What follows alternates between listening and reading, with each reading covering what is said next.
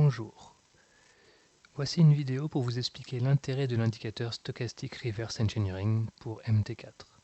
Le but de cette vidéo n'est pas de vous expliquer le fonctionnement de l'oscillateur stochastique, mais je vais vous montrer quelles applications de Reverse Engineering je propose à partir de l'indicateur standard. J'ai déjà fait une vidéo expliquant plus précisément en quoi consiste le Reverse Engineering.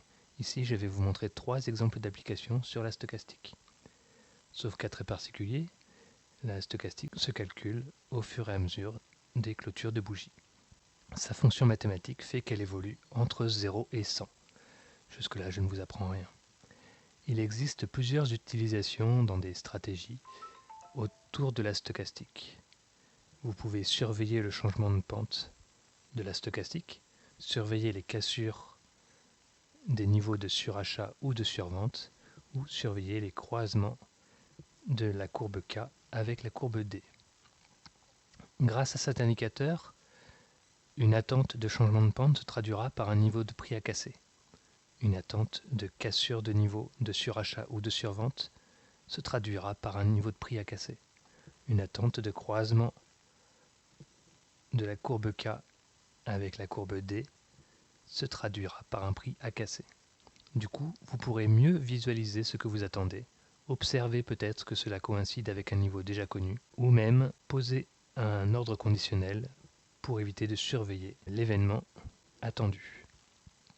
Un exemple ici avec l'euro USD en horaire, en H1.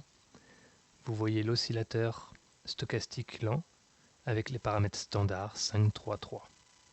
Je vais ajouter la stochastic reverse engineering et vous voyez la liste des paramètres. Je reprends les paramètres de ma stochastique, donc le K égale 5, D égale 3 et SD égale 3. Ensuite, je choisis quel événement reverse engineering je souhaite surveiller. Ici, on va surveiller le changement de tendance de la courbe K. Vous avez plusieurs choix. Surveiller la cassure d'un niveau ou surveiller le croisement des deux courbes. Quand vous choisissez de surveiller un niveau, vous spécifiez le niveau que vous voulez surveiller. Typiquement 80 pour un surachat, 20 pour une survente, peut-être 50 pour une médiane, je ne sais pas. Show Price vous permet d'afficher le niveau de prix à casser sur la bougie en cours. Show East vous permet d'afficher une courbe avec toutes les valeurs à casser sur les bougies du passé.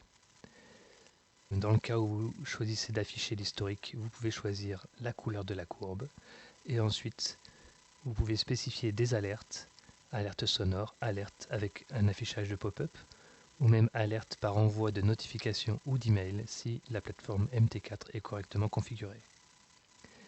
Pour la dernière option, le debug mode, c'est juste si vous rencontrez un souci avec l'indicateur et que vous me contactez, je pourrais être amené à vous demander d'activer le debug mode pour m'aider à trouver l'origine du problème. Sinon, il est inutile d'activer cette option. Cliquez sur OK et vous voyez ici apparaître le niveau de prix qu'il faut casser pour renverser la tendance de la courbe K.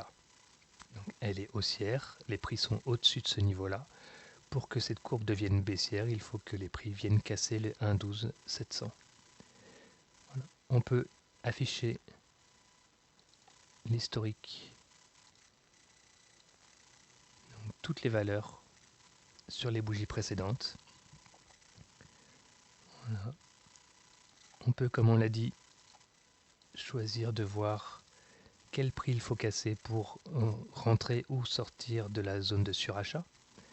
Et vous voyez donc la courbe ici.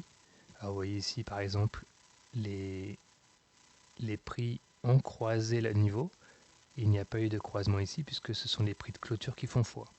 Donc toutes les clôtures sont bien en dessous de cette courbe là, donc le niveau n'a pas cassé, la courbe K n'a pas cassé la zone de surachat. Voilà. En revanche ici, vous voyez la petite zone où les prix sont au-dessus de la courbe, cela correspond au moment où la stochastique passe au-dessus de la ligne des 80%. On peut faire de même avec la zone de survente.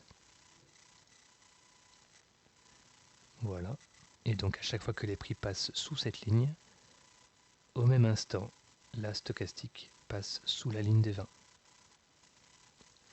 Et le dernier choix, si vous préférez surveiller les croisements entre les deux courbes K et D, voilà, voici ce que l'on peut faire apparaître.